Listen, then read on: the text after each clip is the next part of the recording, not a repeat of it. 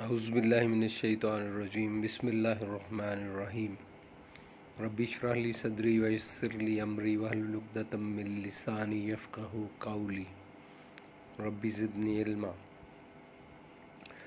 My dear students of first year MBBS, after a short break of the holidays and the Eid holidays, today I am again talking to you. And let's start with the histology of the dermis. Let's start with the integumentary system, that is the skin and its appendages. Skin and its certain derivatives are called collectively the integumentary system. Skin is of two types. There is a thick skin and there is a thin skin. You are familiar with the skin of the palm and sole. It is thick skin and it is non-hairy. There are no hair follicles seen, and the remainder of the body is covered by a thin skin which is hairy skin, and you will see a lot of hair follicles present in the skin. As regards the skin is which is also known as the integument or cutis. It forms the external covering of the body. It consists of two layers of completely different types of tissues. As you know, the dermis and epidermis. Epidermis is nothing, this is one type of an epithelium. I have already told you the stratified squamous keratinized epithelium. Epidermis is stratified squamous keratinized epithelium. मैंने इसके बारे में आपको पहले बहुत मुख्तसर बयान किया। मैंने आपको बताया था कि ये एक ऐसा एपिथेलियम है जिसमें बहुत सारी लेयर्स हैं सेल्स की, और just above the basal lamina the first layer consists of the columnar cells, then there are several layers of polyhedral cells, and in the superficial layer there are squamous cells, and these squamous cells in the process of keratinization they lose their nuclei and they become dead, and there is deposition of a filamentous protein keratin in the cytoplasm of these cells. I will talk about this in detail later on, but here today I am going to tell you about the epidermis, that is the stratified squamous keratinized epithelium. You will find that there are four types of cells in the epidermis: the keratinocytes, the melanocytes, the Merkel cells and the Langerhans cells. असल में मैं आपको बताता हूँ keratinocyte की ज़िंदगी के मुख्तलिफ मराहल, इसकी ज़िंदगी के मुख्तलिफ मदारिज इसमें एपिडर्मस की मुख्तलिफ लेयर्स में एलेबोरेट होते हैं, और आपको शायद पहले नहीं मैं बता सका, आज मैं आपको बताऊंगा कि epidermis consists of 4-5 layers. From below upwards the first layer is the stratum germinativum, that is also known as the stratum basale. Then we have got the stratum germinativum, stratum spinosum, stratum granulosum, stratum lucidum and stratum corneum. These are different layers of the epidermis, and epidermis is actually it is a layer of keratinocytes. Keratinocyte is the major and principal cell of the epidermis, and keratinocytes have different stages in its life cycle. There is proliferation and growth in the lower layer. Cells पैदा होते हैं, बढ़ते हैं, फलते फूलते हैं, उनके अंदर तब्दीलियाँ आती हैं, वो ऊपर की तरफ जाते हैं, डिस्प्लेसमेंट एंड डिफरेंशिएशन, उनमें तब्दीलियाँ आती हैं, वो डिस्प्लेस होते हैं, ऊपर वाले सेल्स को डिस्प्लेस करते हैं, और उसके बाद डिस्केमेशन एंड डिफरेंशिएशन, डिस्केमेशन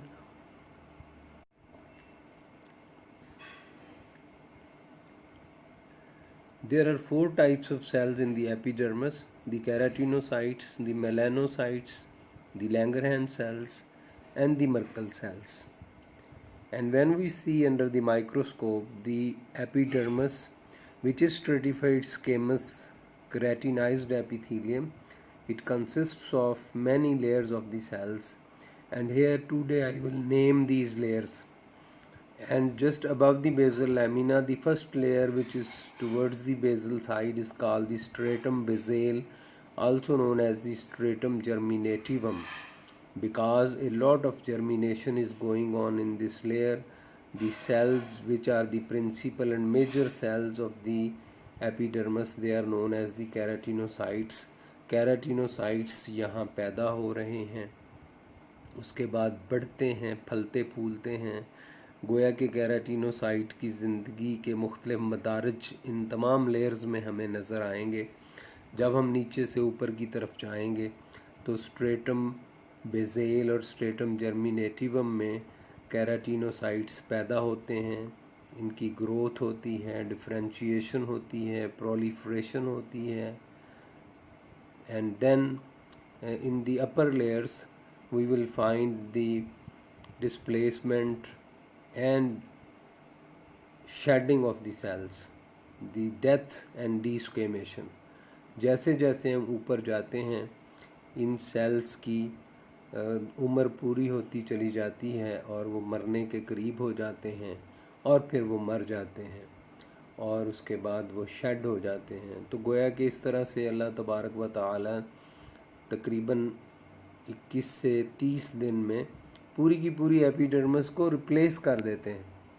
तो चुनांचे ये this is the process of continuous shedding in the mammals and all the higher animals.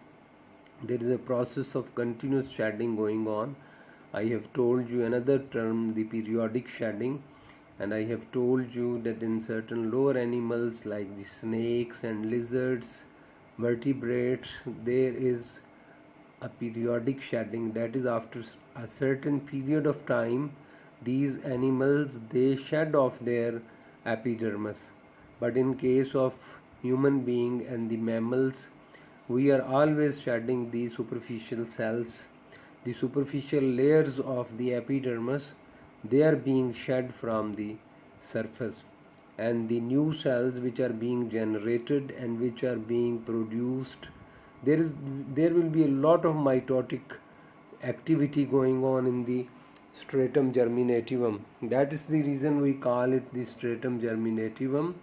उग रहे हैं, नए सेल बन रहे हैं और वो पैदा हो रहे हैं, फिर वो बढ़ते हैं, फलते फूलते हैं, वो जवान होते हैं, फिर वो उदेड़ उम्र होते हैं, उसके बाद वो बुढ़ापे की तरफ गामजन हैं और जैसे जैसे बूढ़े होते चले जाते हैं ऊपर की तरफ डिस्प्लेस होते चले जाते हैं और उसके बाद डिस्क्वेमेशन और डेथ टेक्स प्लेस और ये सुपरफिशियल लेयर से सेल्स की शेडिंग होना शुरू हो जाती है.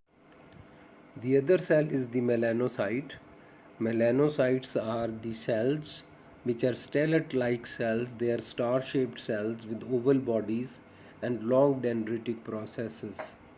And these cells, they are the cells which are secreting the melanin pigment. There is a black-brown pigment being formed in the melanocytes. These are found and they are scattered between the keratinocytes of the stratum basale and stratum spinosum of the epidermis. Melanocytes are not identifiable in the routine H&E sections. Special staining procedures are used for their display, for example the silver impregnation technique. Melanocytes do not form desmosomes with the adjacent keratinocytes.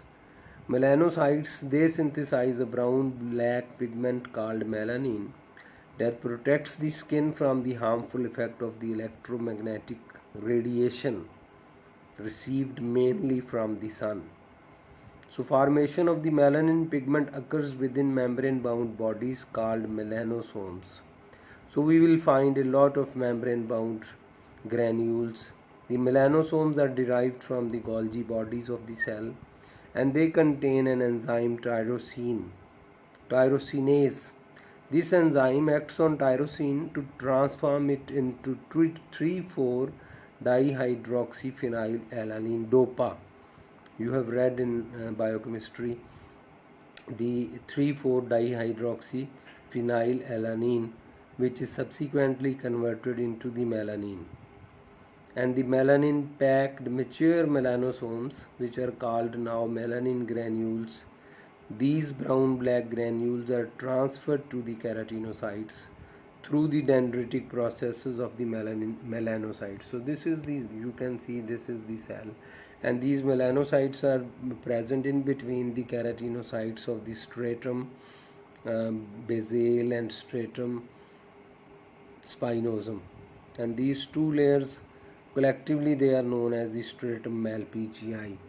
Then we have got the Langerhans cells. The Langerhans cells, like the melanocytes, cannot be identified in the ordinary H&E stained sections. With special staining procedures such as gold impregnation, these cells are seen to be located in the stratum spinosum of the epidermis. They also have dendritic processes, thereby resembling the stellate melanocytes. But there are no melanosomes or other pigment granules. Electron microscopic studies reveal that a Langerhans cell exhibits several distinctive features. Its nucleus is characteristically indented at several, ये तुम देख सकते हो, ये ऐसे है जैसे गरारी होती है, इंडेंटेशंस जिनकी वजह से ये इस तरह की शक्ल धार लेता है इसका न्यूक्लियस, और ये एक बड़ा characteristic feature है. And also you will find that in the cytoplasm there are characteristic rod-shaped granules which are known as the Burbix granules. Its plasma lemma does not form desmosomes with neighboring keratinocytes. No melanosomes or filaments are present in the cytoplasm of a Langerhans cell. Function of the Langerhans cells was obscure, but it is now known that these cells participate in the body's immune response, performing the same function as that of the macrophages in the connective tissue. So they belong to MPS, that is mononuclear phagocyte system. It has been shown that the Langerhans cells take up foreign antigens and present it to the T lymphocytes. So they are one of the defense cells in the skin. Then we have got the Merkel cells. Merkel cells are also found in the basal layer of the epidermis, and these cells are found near the stratum basale of the epidermis in association with intraepithelial free nerve endings. The cytoplasm of these cells stains darkly due to the presence of numerous small dense cold granules. It has been established that the Merkel cells and the associated free nerve endings serve as mechanoreceptors. Now let's talk about the layers of the epidermis. As I have told you that there are 4 or 5 layers in the epidermis. For example, in the thin skin there are 4 layers. Starting from the basal side, the first layer is the stratum basale. And the stratum basale, also called the stratum germinativum, it consists of a single layer of basophilic columnar or cuboidal keratinocytes resting on a basement membrane which lies on the dermis. Each cell contains an oval nucleus. Desmosomes occur frequently at the lateral and outer surface of the cells and serve to bind the cells together. Hemidesmosomes are found on the cell membrane in relation to the basal lamina. Cytoplasm of these cells contains keratin intermediate filaments, which are titled by some histologists as tonofilaments. Bundles of these filaments are visible under the light microscope as fibrils, which are also called the tonofibrils. The stratum basale is characterized by the presence of numerous mitotic figures, indicating that this layer is responsible for the production of new keratinocytes. Hence, the alternative name is the stratum germinativum. Then next is the stratum spinosum. The stratum spinosum comprises of several layers of irregular polyhedral keratinocytes. You can see this is the first layer, and then there are several layers of polyhedral cells which are keratinocytes containing spherical nuclei. Towards the surface, the cells become flattened. In ordinary histological section, the cells of the stratum spinosum show fine cytoplasmic processes of the adjacent cells. These are not the true spines. These are actually the pulling effect of the desmosomes on the cell membrane. So they assume the shape of a stellate, and because of this pulling effect we will find the spinous processes of the cell, and this layer is called stratum spinosum. It should be realized that the spiny appearance of these cells is not real.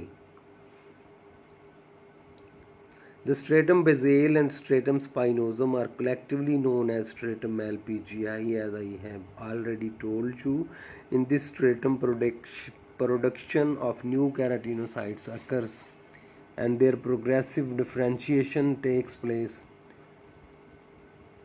The stratum LPGI also lodges the melanocytes, Langerhans cells and the Merkel cells.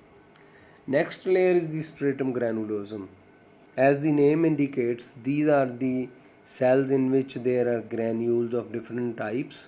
So this is known as stratum granulosum. This stratum consists of 3 to 5 layers of flattened rhomboid shaped cells, diamond shaped cells, with their long axis parallel to the surface of the skin. The cytoplasm of these keratinocytes contains coarse basophilic granules called keratohyalin granules. These granules are precursors of the amorphous part of the filament material complex found in the cytoplasm of the cells of the stratum corneum. Keratin filaments are also found in the cytoplasm of the cells of the stratum granulosum.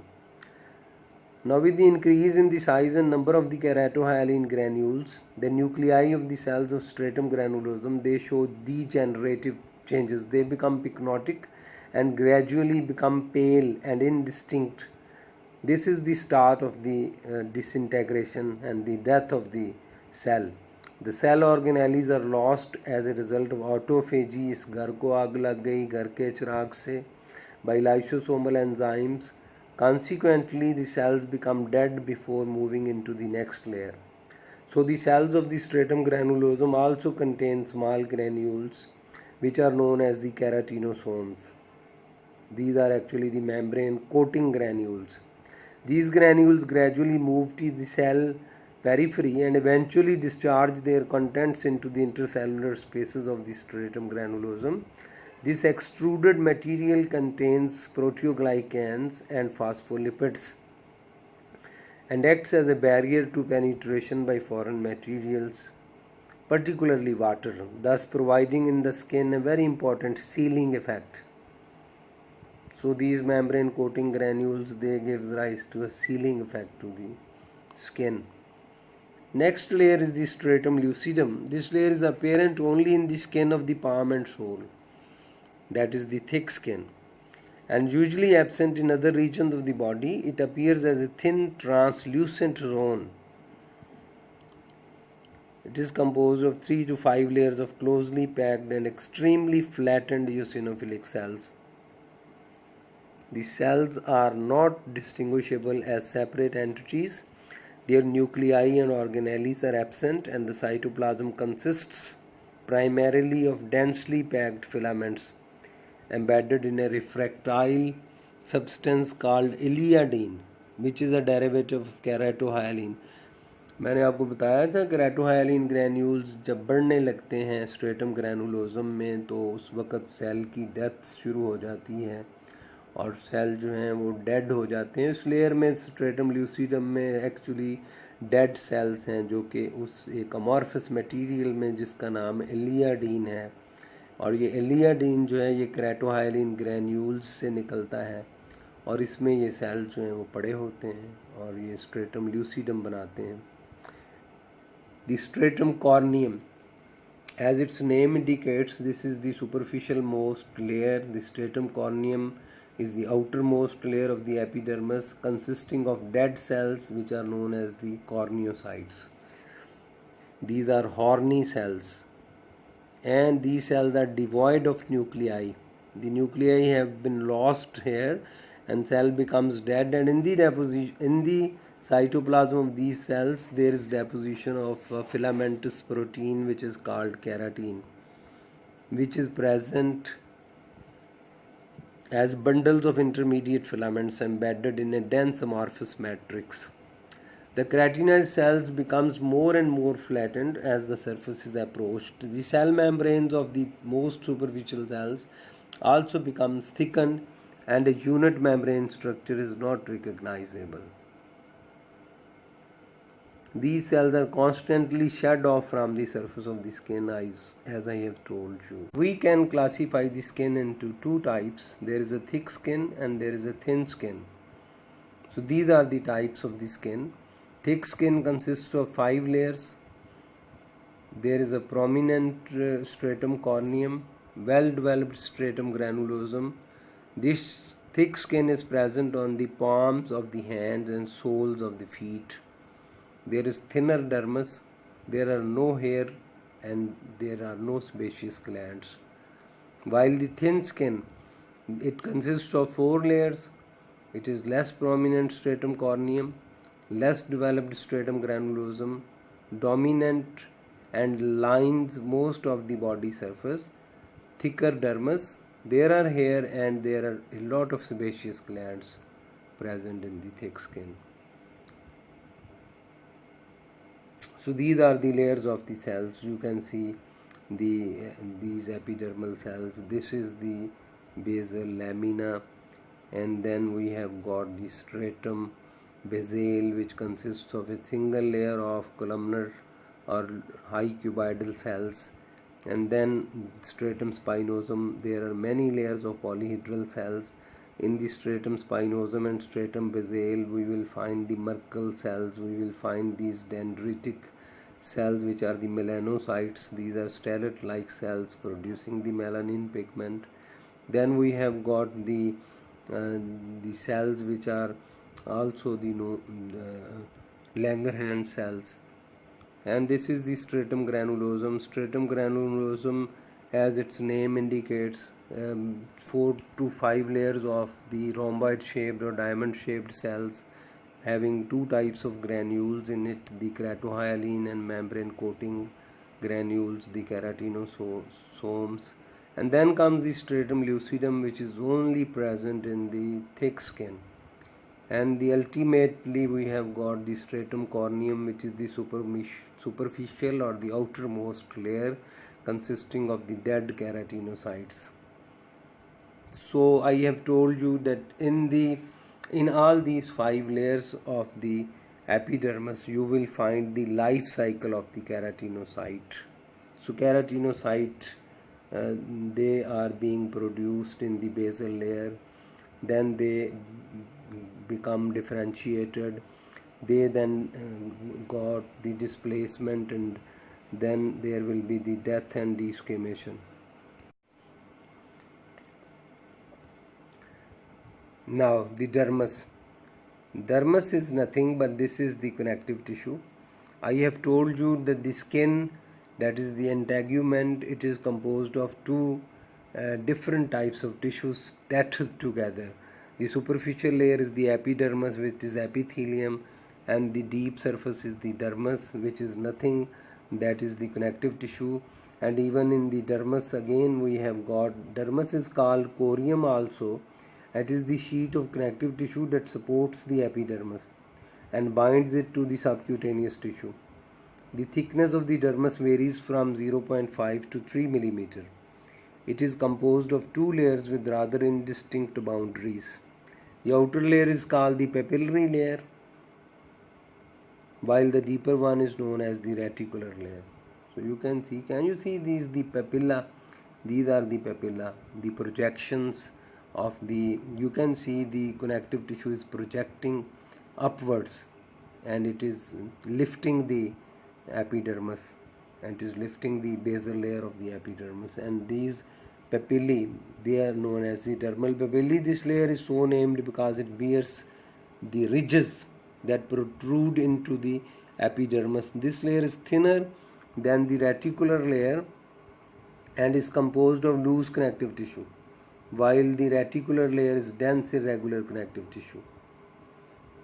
When we were classifying the connective tissue, I have told you the dermis is the example of the dense irregular connective tissue, but here I am now telling you that dermis is also composed of two layers. One is of loose areolar connective tissue and the other is of dense irregular connective tissue.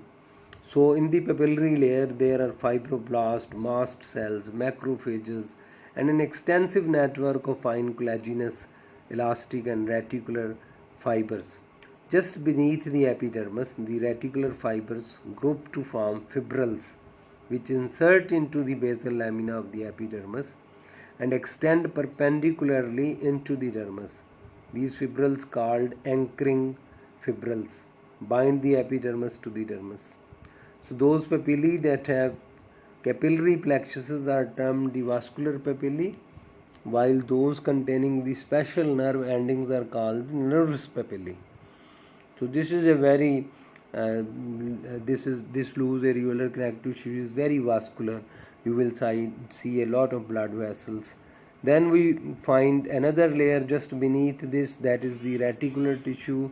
Reticular layer is the broader zone.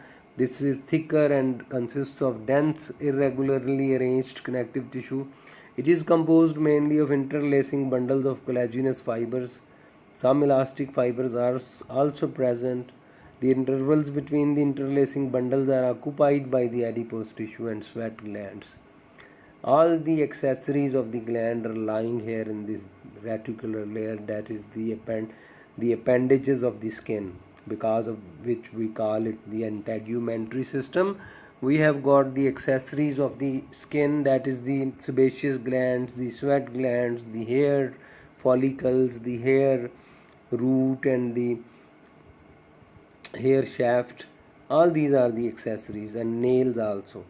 Scattered smooth muscle fibers are found within the deep parts of the reticular layer in the areolae, penis, scrotum and perineum. Such portions of the skin become wrinkled during contraction of these muscle fibers. The dermis also lodges the hair follicles and the sweat and sebaceous glands, which are epidermal derivatives extending into the dermis. Dermis also contains abundant blood vessels, nerves and nerve endings. So this was about the epidermis and the dermis. So next time we will study the hair, and I will tell you about the structure of the hair follicle. I will tell you about the classification of the sweat glands. There are apocrine glands and there are merocrine glands present in the skin at different areas. Then we will also talk about the sebaceous glands, and then we will talk about the nail also. So these are the appendages of the skin.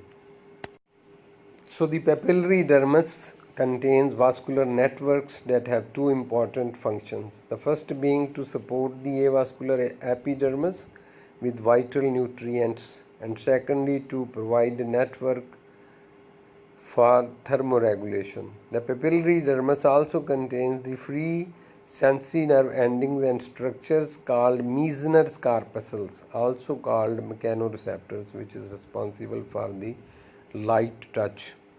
Then reticular dermis, that is the broader lower zone. This is the reticular dermis. The reticular layer of the dermis consists of mainly loose connective tissue, dense irregular connective tissue. The reticular layer of the dermis is important in giving the skin its overall strength and elasticity, as well as housing other important epithelial derived structures such as the glands and the hair follicles. Components of the dermis is composed of three major types of cells. There are fibroblasts, the mast cells, and a lot of adipose cells. A mast cell contains many granules rich in histamine and heparin. We have already read about it when we were studying the connective tissue cells. Although best known for their role in allergy and anaphylaxis, mast cells play an important protective role as well, being intimately involved in wound healing and defense against the pathogens.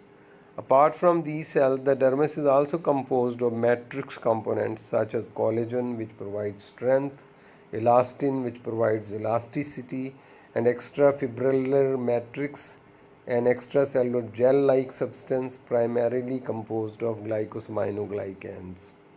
Most notably, there is hyaluron, proteoglycans, and glycoproteins. Fibroblast, this is a cell which is a star-shaped cell, and it synthesizes the extracellular matrix and collagen and plays a critical role in wound healing. Fibroblasts have a branched cytoplasm surrounding an elliptical cell. Functions of the skin. There is a protective function. It is the first line of defense. It protects our body from infection, pathogens, and harmful ultraviolet irradiation. Then we have got the sensory function. Free nerve endings on the skin are sensitive to pain, touch, heat, and cold, resulting in either voluntary or reflex activities. Then there are secretory functions of the skin. Sweat helps in temperature regulation, and sebum makes the skin smooth. The sebum is the oily secretion which is coming out from the sebaceous glands, which are holocrine type of gland. It's a thick secretion. Then we have got a heat regulatory function. Sweating and cutaneous blood flow helps in temperature regulation. Then also we have got an excretory function. Through the secretion of glands of the skin, water, salt, fatty substances, and urea are excreted. Then we have got a synthetic function. Sun's ultraviolet rays help in synthesis of natural vitamin D. Skin can also manufacture melanin pigment. Then another function of the skin is the water balance. Skin serve a useful means in regulating water balance of the body by perspiration.